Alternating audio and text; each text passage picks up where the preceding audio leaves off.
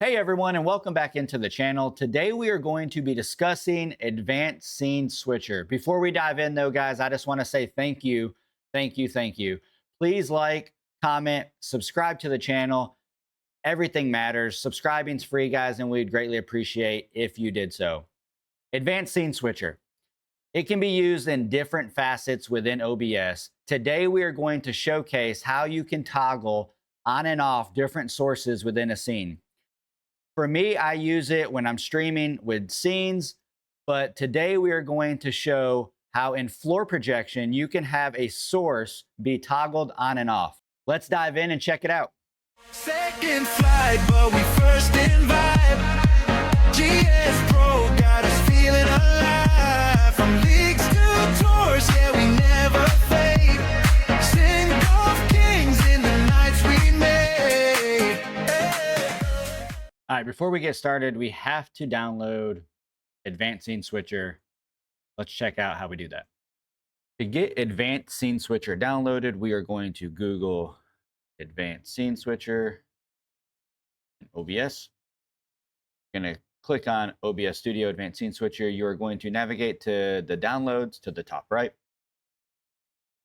And here we are looking for the asset, the Advanced Scene Switcher Windows Installer EXE. So what that'll do is that'll just be a typical download that'll come up here to your top right. You'll click that and install that, and it's going to put it right into your OBS. So the next thing that you're going to do is close OBS, open it back up, and we'll show you what to do then. All right, guys, welcome to Advanced Scene Switcher, to where we are going to make things toggle on and off automatically with our floor projection. So if you're looking right here where we have impact replay, we have impact location, and we have impact path, so your club path. These three things, what I have is I have them to automatically disappear when the ball goes into the hitting zone. And then I have them automatically pop back up once you hit the ball. So I'm going to show you how to do that. So we've already got Advanced Scene Switcher downloaded. So what we're going to do is we're going to go to Tools, and we are going to go to Advanced Scene Switcher. All right, now that we have Advanced Scene Switcher pulled up, what we're going to do is I'm just going to show you how the macros work real fast. So macro 1, this is for these three sources. So what's going to happen is when I tell, or if something happens, the way a macro works in general, if something were to take place, that's the top portion. And then the bottom portion is if that takes place, we want this to happen.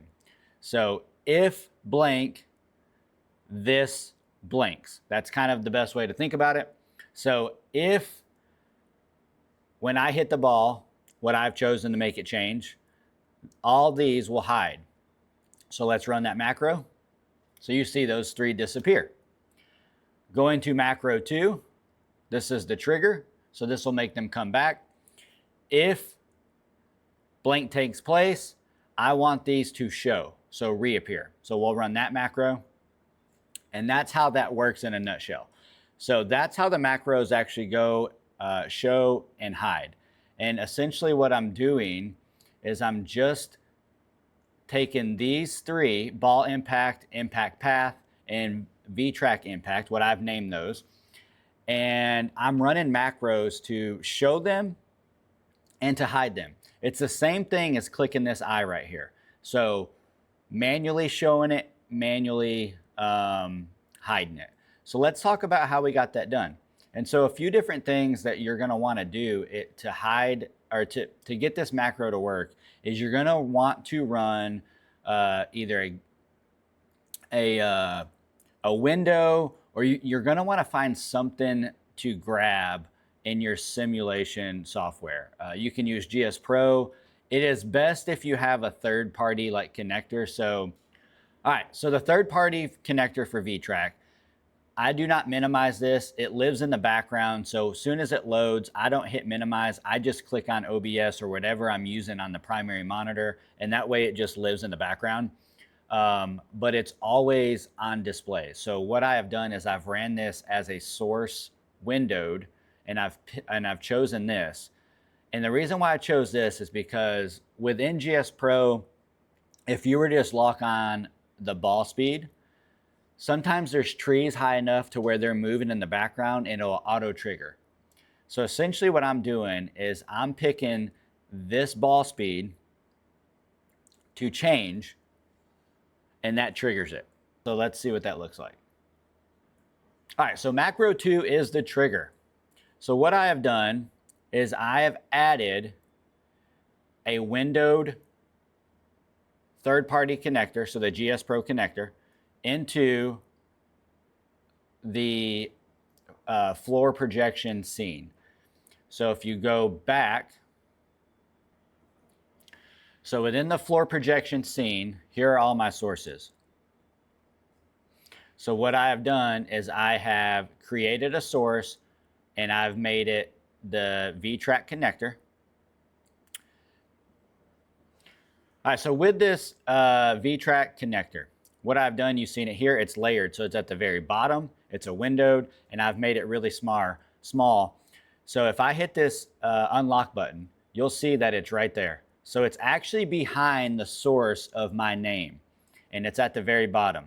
So what that does is it's an active, visible source within floor projection, but you cannot see it. So I've layered it, that way it's behind and it's out of the way. But essentially that small window is still the same as that big connector that I just showed you a second ago. All right, so what we're gonna do is we're gonna look at how we do that. So once we have the source that we're gonna pick, whether it's GS Pro ball data or it's our connector. Again, the connector I have found to not have a misfire when you're from a trigger standpoint, whether it's clouds, grass, trees, whatever it is. You got to remember that ball speed data tile on GS Pro is just above what the actual gameplay is. So it's an overlay. So anything behind that data tile, if it's moving, it's going to auto trigger. That's why I use the connector. All right, so macro, if you're going to choose video, okay? And I'll tell you why you're going to choose video. So if video, and you're going to switch this to, instead of OBS main output, you're going to switch this to source. From there, you're going to go through all your sources. You may not have this many, guys. This is my main OBS, so I have a bunch when I'm doing recordings and streaming. So you're going to find whatever you labeled. I labeled it the V-Track connector. You're going to click that. And then you're going to do this drop down, and this is why you want to do video. You want to do video because you have the options to choose color, text, or has change, a lot of different options. So we're going to select has change. So essentially what I'm doing is when the connector has change, and I've identified the tile of ball speed right here. So I just click and draw a square over that. So anytime that changes, which is in every shot, and the reason why I choose ball speed, I want to give a big shout out to Left Sticks. He was kind of the one that originally found this, and we kind of expanded upon it, but big shout out to him, is when you use ball speed, it does everything. So it's putting, chipping, drive, whatever it is. The ball speed will always change, so it's always going to trigger this. Let's exit that out. So once you have selected that, that is if. So if the ball speed changes and you've selected your area, let's go down here. So on this one, you're going to switch this to scene item visibility. So you got to do your drop down, you got to find scene item visibility. So what that means is within the scene, there is an item, AKA your source. You want the visibility to be able to be toggled on and off. That's going to be on your main. This should this should something that's probably auto for you. I have a different canvas, so you will not have ATEM virtual. That is for streaming in vertical for YouTube Shorts, TikTok. You will not have this. It'll just be main. You're going to want to choose the scene. So in my case, the scene's called floor projection. And here, you want to show. So this is a trigger. You want the whatever it is that you're picking to show. So we're going to hit show. And then, guys, I've had floor projection videos prior to this, so just make sure that you know, and we've skipped that phase of already having these embedded into this canvas, into this scene. So I have named the 3 things that I'm hiding: Boss Impact 2.0, V-Track Impact, and then Impact Path, okay? So they're already on my floor projection scene. So it's simple as just picking the right one. And then you're going to hit the plus sign, do it again, except choose whatever else you wanted. If you just have one that you want to toggle on and off, or maybe it's the hitting box. Maybe you want the hitting box to disappear, or whatever it is, guys. The options are endless on what you can do with the advanced scene switcher. I use it mainly when I'm streaming so I can go in between scenes.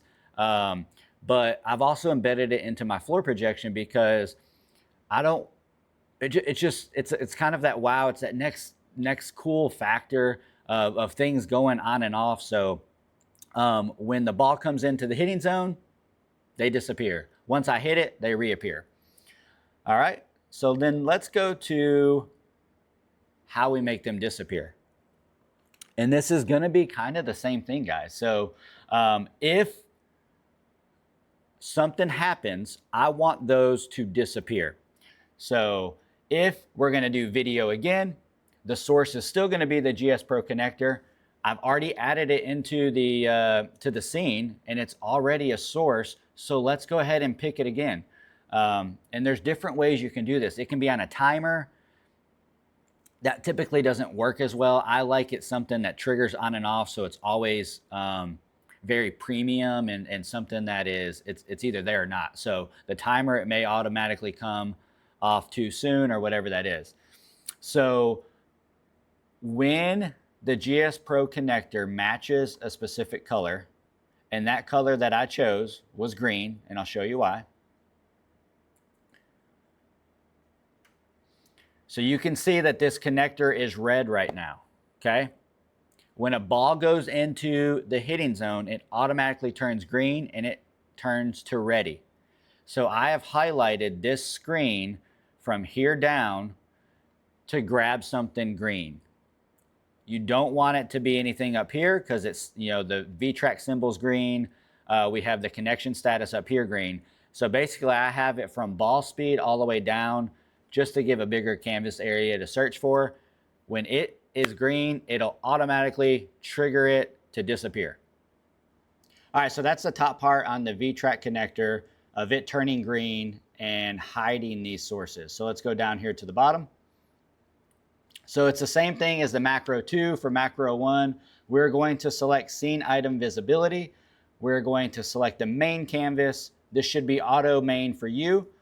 Floor projection is the scene. And this time, instead of show, we want to hide. So we want to select hide, and that's going to be rinse and repeat for V-Track impact, ball impact, and the impact path. So those are those 3 sources that I now want to hide. When the ball comes into the hitting zone, the connector will turn green, telling if connector turns green, then I want to hide those 3 sources.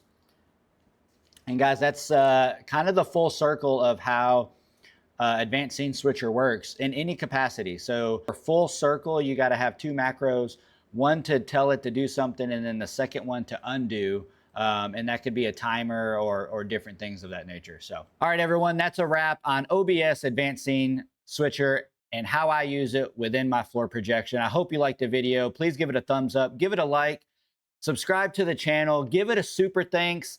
I would greatly appreciate it. Anything and everything goes back into me wanting to continue to do content and continue to drive knowledge out there with OBS or Sim, whatever it is. We just greatly appreciate you guys watching, and we'll catch you on the next one.